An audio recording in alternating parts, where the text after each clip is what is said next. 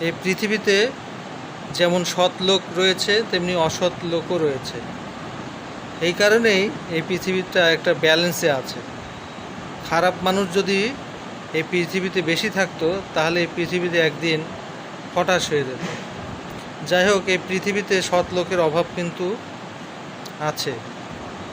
এই কারণে আছে কারণ সৎ লোকের দুটি জিনিসের সাথে লড়াই করতে হয়।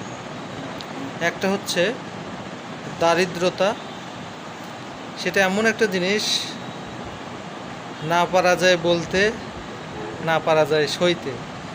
আর আরেকটা হচ্ছে দুষ্টু লোকের চক্রান্ত। এরাও এই সৎ লোককে অসৎ বানাতে সাহায্য করে। আর দারিদ্রতাও সৎ লোককে অসৎ করতে সাহায্য করে। কিন্তু যারা একেবারেই সেরকম সৎ, তারা এগুলোকে পরোয়া করে না। সত্যি তো নাকি? ধন্যবাদ সবাই।